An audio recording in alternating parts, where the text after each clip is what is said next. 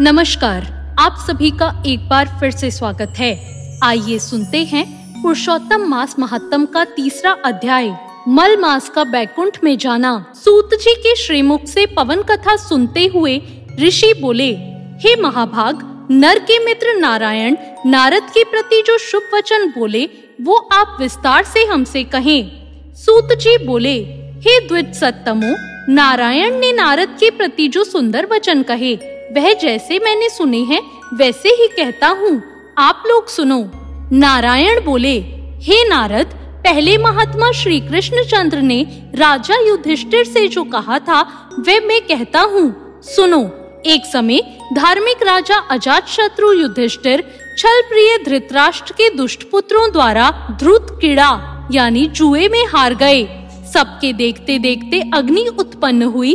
धर्मपरायण द्रौपदी के बालों को पकड़कर दुष्ट दुशासन ने खींचा और खींचने के बाद उसके वस्त्र उतारने लगा। तब भगवान श्री कृष्ण ने उसकी रक्षा की।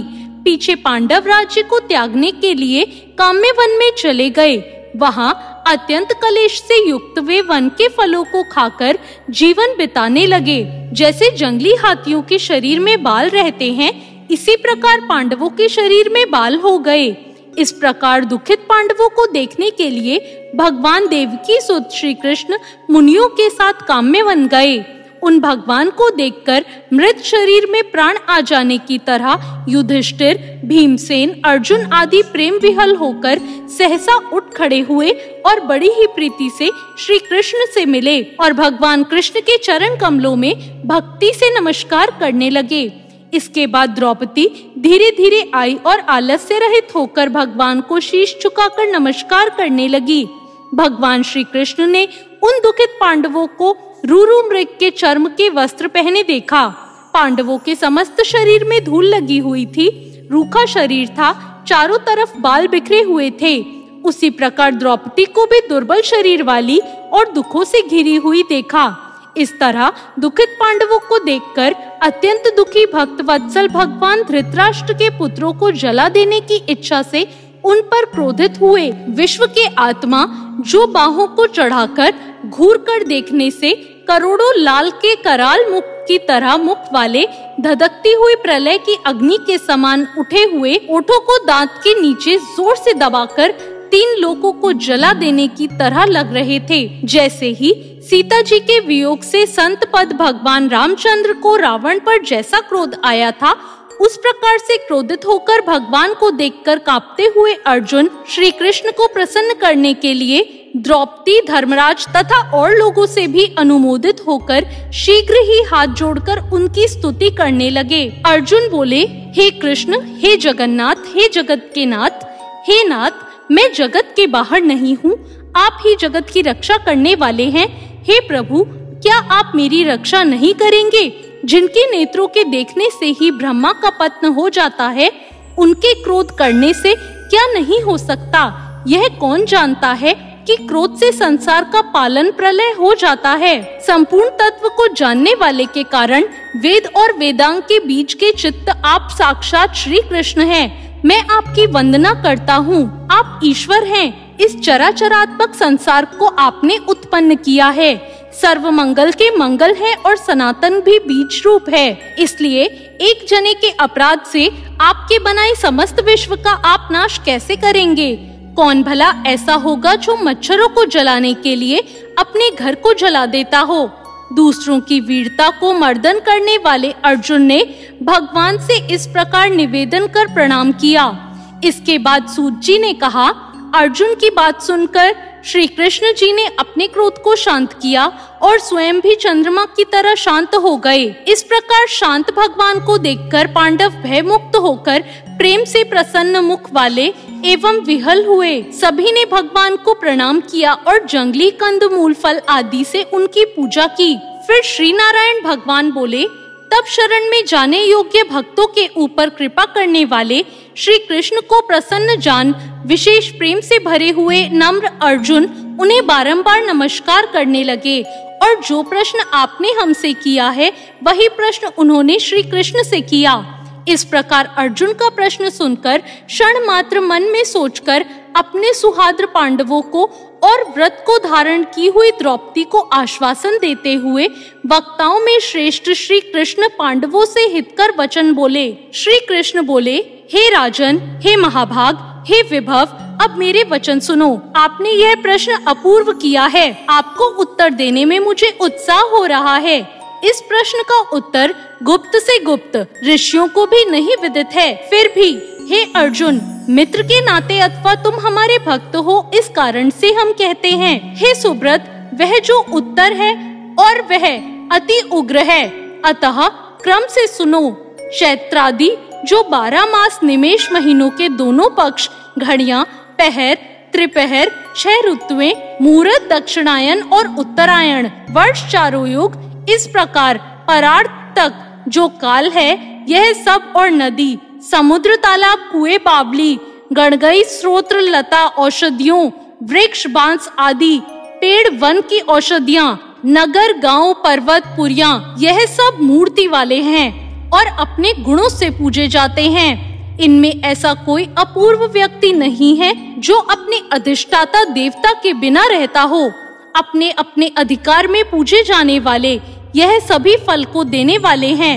अपने अपने अधिष्ठाता देवता के योग के महात्म से यह सब भाग्यवान हैं। हे पांडुनंदन, एक समय अधिक मास उत्पन्न हुआ। उस उत्पन्न हुए असहाय निंदित मास को सब लोग बोले कि यह मल मास सूर्य की संक्रांति से रहित है, अतः पूजने योग्य नहीं है। यह मल मास मल रूप में होने से छूने योग्य भी नहीं है और न ही शुभ कार्यों में अग्रणी है।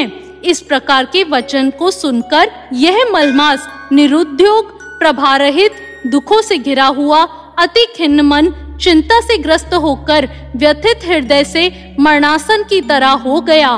फिर यह धैर्य धारण कर मेरी शरण में आया। हे नर, वैकुंठ भवन में मैं जहाँ रहता हूँ वहाँ पहुँचा और मेरे पास आकर मुझे पुराण परम पुरुषोत्तम में इसने देखा। उस समय अमूल्य रत्नों से जड़ित स्वर्ण के सिंहासन पर बैठे मुझको देखकर यह भूमि पर साष्टांग दंडवत कर हाथ जोड़कर नेत्रों में बारंबार आंसुओं की धारा बहता हुआ धैर्य धारण कर गदगद वाणी से बोला। इतना कहकर सूत जी बोले। इतनी कथा कहकर भगवान नारायण चुप हो गए। इस प्रकार नारायण के मुख से कथा सुनकर भक्तों के ऊपर दया करने वाले नारद मुनि पुनः भगवान नारायण से बोले। नारद जी बोले, हे प्रभु, इस प्रकार अपनी पूर्ण कला से विराजमान भगवान विष्णु के निर्मल भवन में जाकर भक्ति द्वारा मिलने वाले, जगत के पापों को दूर करने वाले, योगियों को भी शीघ्र न मिलने वाले, जगत को अभयदान प्रदान करने वाले ब्रह्म रूप मुकुंद जहाँ पर थे उनके चरण कमलों की शरण में आया हुआ अधिक मास। इसके बाद भगवान श्री नारायण बोले, हे नारद, भगवान श्री हरि ने जो शुभ वचन अधिक मास से कहे वह लोगों के कल्याण की इच्छा से हम तुम्हें कहते हैं। सुनो। वैकुंठ लोक में भगवान की अनेक प्रकार की स्तुतियां और बारंबार नमस्कार करने के पश्चात अधिक मास ने भगवान से करबद्ध होकर निवेदन किया, हे नाथ, हे कृपानिधे, हे हरे, मेरे से जो बलवान है उन्हें यह मलमास है, ऐसा कहकर मुझ दीन को अपनी श्रेणी से निकाल दिया है। मैं आपकी शरण में हूँ। बलिष्ठ लोग मुझे मलमास कहते हैं और मेरा निरादर करते हैं। मुझे स्वामी रहित और मलिन कहकर शुभ कर्मों के निमित्त मेरा त्याग किया हुआ है। हे दीन वत्सल भगवान, कंस की कोपगनी से जिस प्रकार आपने वासुदेव की पत्नी देवकी को सुरक्षित किया, आप वैसे मेरी रक्षा क्यों नहीं करते? यमुना में कालिये नाग के विष से गौ चराने वालों तथा पशुओं को आपने जैसे रक्षा की, हे दीन बंधु, आप मुझ शरणागत की रक्षा क्यों नहीं करते? पशु और पशुओं को पालने वाले पशुपालकों की स्त्रियों की जैसे सरपत के वन में लगी हुई अग्नि से आपने रक्षा की, वैसे ही दीन वत्सल कहिए मुझ शरण में आए हुए की रक्षा क्यों नहीं करते? जैसे आपने जरासंध के बंधन से राजाओं को मुक्त किया, ग्राहक के मुख से जिस प्रकार गज को मुक्ति दिलाई, उस प्रकार शरण में आए हुए मुझ दीन की रक्षा क्यों नहीं करते? अपने स्वामी देवता वाले मासों द्वारा शुभ कर्म में वर्जित मुझ स्वामी रहित को देखते ही आपकी दयालुता कहाँ चली गई और आज ये कैसी कठोरता आ गई? इस प्रकार भांति भांति से मलमास भगवान से विनती करता रहा। श्री नारायण बोले, इस प्रकार भगवान को कहकर स्वामी रहित मलमास आंसू बहाता मुख लिए जगतपति के सामने चुप खड़ा रहा। उसको रोता देख भगवान शीघ्र ही दयार्थ हो गए और पास में खड़े दीन मुख मलमास से बोले। श्री हरि बोले, हे वत्स, तुम अति शोकाकुल हो। यह महान शोक जिससे तुम व्याकुल हो कौन सा है? तुम अब शोक को त्याग दो, क्योंकि यहाँ आकर महादुखी नीच भी शोक नहीं करता। फिर तुम यहाँ आकर कैसे शोक को मन में दबाए हुए हो? जहाँ आने से न शोक होता है, न कभी बुढ़ौती आती है, न मृत्यु का भय रहता है, यहाँ हमेशा नित्य आनंद रहा करता है। इस प्रकार के बैकुंठ में आकर तुम कैसे दुखित हो? तुमको यहाँ पर दुखी देखकर बैकुंठवासी बड़े विस्मय को प्राप्त हो रहे हैं। हे वत्स, तुम कहो, इस समय तुम मरने की इच्छा क्यों करते हो? श्री नारायण बोले, इस प्रकार भगवान के वाक्य सुनकर बोझा लिए हुए आदमी जैसे बोझ रखकर श्वास पर श्वास लेता है, इसी प्रकार स्वेच्छावास लेकर अधिमास मधुसूदन से बोला। अधिकमास बोला, हे भगवान, आप सर्वव्यापी हैं, आपसे अज्ञात कुछ नहीं है। आकाश की तरह आप विश्व में व्याप्त होकर बैठे हैं। आप चर अचर सब में व्याप्त हो। आप सर्वसाक्षी और विश्व दृष्टा हो तथा निरंजन निराकार रूप में सब प्राणी आप में ही निवास करते हैं। हे जगन्नाथ, आपके बिना कुछ भी नहीं है। क्या आप मुझ अभागे के कष्ट को नहीं जानते? तथापि हे नाथ, मैं अपनी व्यथा को कहता हूँ। जिस प्रकार मैं दुख जाल से घिरा हुआ हूँ, वैसे दुखित को मैंने कभी नहीं देखा और न सुना है। क्षण, निमेष, मुहूर्त, पक्ष, मास, दिन और रात सब अपने अपने स्वामियों के अधिकारों से सर्वदा बिना भय के प्रसन्न रहते हैं। मेरा ना कुछ नाम है और ना मेरा कोई अधिपति है और ना कोई मुझको आश्रय है। अतः क्षणादित समस्त स्वामियों वाले देवों ने शुभ कार्य से मेरा निरादर किया है। यह मलमास सर्वदा त्याज्य है, अंधा है, गर्त में गिरने वाला है, ऐसा सब कहते हैं। इसी के कारण से मैं मरने की इच्छा करता हूँ, अब जीने की इच्छा नहीं है। नित्य जीवन से तो मरना ही उत्तम है। जो सदा जला करता है, वह किस तरह सो सकता है? हे महाराज, इससे अधिक मुझको कुछ नहीं कहना है। वेदों में आपकी इस तरह प्रसिद्धि है कि पुरुषोत्तम आप परोपकार प्रिय हैं और दूसरों के दुख को सहन नहीं करते। अब आप अपना धर्म समझकर जैसी इच्छा हो वैसा करें। आप प्रभु और महान हैं। आपके सामने मुझ जैसे पामर को घड़ी घड़ी कुछ कहते रहना उचित नहीं है। मैं मरूंगा, अब मैं न जीऊंगा। ऐसा पुनः पुनः कहकर वह अधिकमास, हे ब्रह्मा के पुत्र, चुप हो गया और एकाएक विष्णु के निकट गिर गया। तब इस प्रकार गिरते हुए मलमास को देखकर भगवान की सभा के लोग बड़े विस्मय को प्राप्त हुए। श्री नारायण बोले, इस प्रकार कहकर चुप हुए अधिकमास के प्रति बहुत कृपा भार से अवसन्न हुए श्री कृष्ण मेघ के समान गंभीर वाणी से चंद्रमा की किरणों की तरह उसे शांत करते हुए बोले। सूत जी बोले, हे विप्रों, वेद रूप रिद्धि के आश्रित नारायण का पापों के समूह रूप समृद्ध को शोषण करने वाला बड़वानल अग्नि के समान वचन सुनकर प्रसन्न हुए नारद मुनि पुनः आदि पुरुष के वचनों को सुनने की इच्छा से बोले। इति श्री ब्रह्म नारदीय पुराणे पुरुषोत्तम मासे अधिक मासे बैकुंठ पदार्पण नाम चतुर्थो अध्याय समाप्त। तो भगवान श्री नारायण से पूछा, हे महाभाग, चरणों में पड़े अधिक मास को भगवान श्री हरि ने क्या उत्तर दिया और उससे क्या कहा था? वो संपूर्ण वृतांत कृपा करके मुझसे विस्तार पूर्वक कहिए। श्री नारायण बोले, हे पाप रहित, हे नारद, जो हरि ने मलमास के प्रति कहा वह हम कहते हैं। सुनो, हे मुनि श्रेष्ठ, आप जो सत्य कथा हमसे पूछते हैं, आप धन्य हैं। श्री कृष्ण बोले, हे अर्जुन, बैकुंठ का वृतांत हम तुम्हारे सम्मुख कहते हैं। सुनो, मलमास के मूर्छित हो जाने पर हरि के नेत्रों से संकेत पाए हुए गरुड़ मूर्छित मलमास को पंख से हवा करने लगे। हवा लगने पर अधिकमास उठकर बोला, हे स्वामी, मैं इस प्रकार का जीवन नहीं चाहता। मैं तो आपकी शरण में आया हूँ, मुझे त्यागिए नहीं।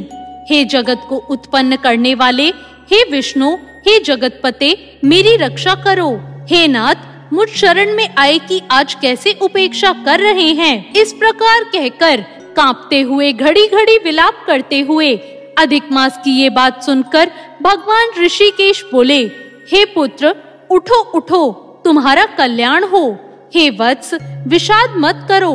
ऐसा कहकर प्रभु मन में सोचकर क्षण भर में उपाय निश्चय करके पुनः अधिक मास से बोले। श्री विष्णु बोले, हे वत्स, योगियों को भी जो दुर्लभ गोलोक है वहां मेरे साथ चलो, जहां भगवान श्री कृष्ण पुरुषोत्तम ईश्वर रहते हैं। गोपियों के समुदाय के मध्य में स्थित दो भुजा वाले, मुरली को धारण किए हुए, नवीन मेघ के समान श्याम, लाल कमल के सदृश नेत्र वाले, शरद पूर्णिमा के चंद्रमा के समान अति सुंदर मुख वाले, करोड़ों कामदेवों के लावण्य की मनोहर लीला के धाम, पीतांबर धारण किए हुए, माला पहने, वनमाला से विभूषित, उत्तम रत्नाभरण धारण किए हुए, प्रेम के भूषण, भक्तों के ऊपर दया करने वाले, चंदन चर्चित स्वर्गांग, कस्तूरी और केसर से युक्त, वक्षस्थल में श्री वत्स चिन्ह से शोभित, कौस्तुभ मणि से विराजित, श्रेष्ठ से श्रेष्ठ रत्नों के सार से रचित, किरीट वाले, कुंडलों में प्रकाशमान, रत्नों के सिंहासन पर बैठे हुए,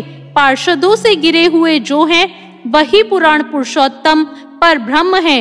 वे सब तंत्र स्वतंत्र है, ब्राह्मण के बीज, सबके आहार, परे से भी परे, निर्स्वप, निर्विकार, परिपूर्णतम प्रभु, माया से परे, सर्वशक्ति संपन्न, गुण रहित, नित्य शरीरी। ऐसे प्रभु जिस गोलोक में रहते हैं वहां हम दोनों चलते हैं। वहां श्री कृष्णचंद्र तुम्हारा दुख दूर करेंगे। श्री नारायण बोले। ऐसा कहकर अधिक मास का हाथ पकड़कर हरि गोलोक को गए। हे मुने, जहाँ पहले के प्रलय के समय में वे अज्ञान रूप महाअंधकार को दूर करने वाले, ज्ञान रूप मार्ग को दिखाने वाले केवल ज्योति स्वरूप थे, जो ज्योति करोड़ों सूर्यों के समान प्रभा वाली, नित्य असंख्य और विश्व की कारण थी, तथा उन स्वेच्छामय विभू की ही वह अतिरेक की चरम सीमा को प्राप्त थी, जिस ज्योति के अंदर ही मनोहर तीन लोक विराजित हैं। हे मुने, उसके ऊपर अविनाशी ब्रह्मा की गोलोक विराजित है। 3 करोड़ योजन का चौतरफा जिसका विस्तार है और मंडलाकार जिसकी आकृति है, लहलहाता हुआ साक्षात मूर्तिमान तेज का स्वरूप है, जिसकी भूमि रतनमय है। योगी इसे स्वप्न में भी नहीं देख पाते, केवल वैष्णव जन ही वहां पहुंच पाते हैं। ईश्वर ने योग द्वारा जिसे धारण कर रखा है, ऐसा उत्तम लोक अंतरिक्ष में स्थित है। आधि, व्याधि, बुढ़ापा, मृत्यु, शोक, भय आदि से रहित है। श्रेष्ठ रत्नों से भूषित, असंख्य मनकों से शोभित है। उस गोलोक के नीचे 50 करोड़ योजन के विस्तार के भीतर दाहिने बैकुंठ और बाएं उसी के समान मनोहर शिवलोक स्थित है। बड़े भाग्यवान शंकर के गण जहाँ निवास करते हैं। शिवलोक में रहने वाले सब लोग सर्वांग भस्म धारण किए, नाग का यज्ञोपवीत पहने हुए, अर्धचंद्र जिनके मस्तक पर शोभित है, त्रिशूल और पट्टेशधारी सब गंगा को धारण किए वीर हैं और सबके सब शंकर के समान जयशाली हैं। गोलोक के अंदर अति सुंदर एक ज्योति है।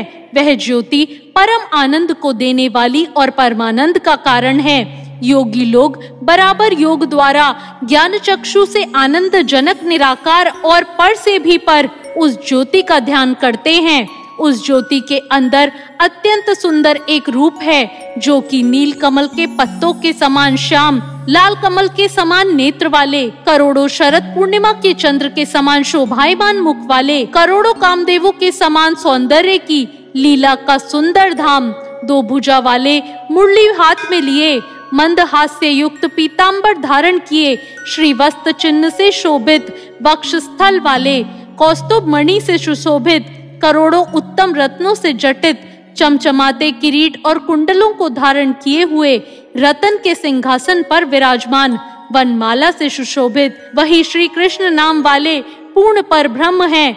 अपनी इच्छा से संसार को नचाने वाले, सबके मूल कारण, सबके आधार, पर से भी परे, छोटी अवस्था वाले, निरंतर गोप वेश को धारण किए हुए करोड़ों पूर्ण चंद्रों की शोभा से संयुक्त भक्तों के ऊपर दया करने वाले निष्पह विकार रहित परिपूर्णतम स्वामी रास मंडप के बीच में बैठे हुए शांत स्वरूप रास के स्वामी, मंगल स्वरूप मंगल करने के योग्य, समस्त मंगलों के मंगल, परमानंद के राजा, सत्य रूप, कभी भी नाश न होने वाले विकार रहित, समस्त सिद्धों के स्वामी, संपूर्ण सिद्धि के स्वरूप, अशेष सिद्धियों के दाता, माया से रहित ईश्वर, गुण रहित, नित्य शरीरी, आदि पुरुष, अव्यक्त, अनेक है नाम जिनके, अनेकों द्वारा स्थित किए जाने वाले, नित्य, स्वतंत्र, अद्वितीय, शांत स्वरूप, भक्तों को शांति देने में परायण,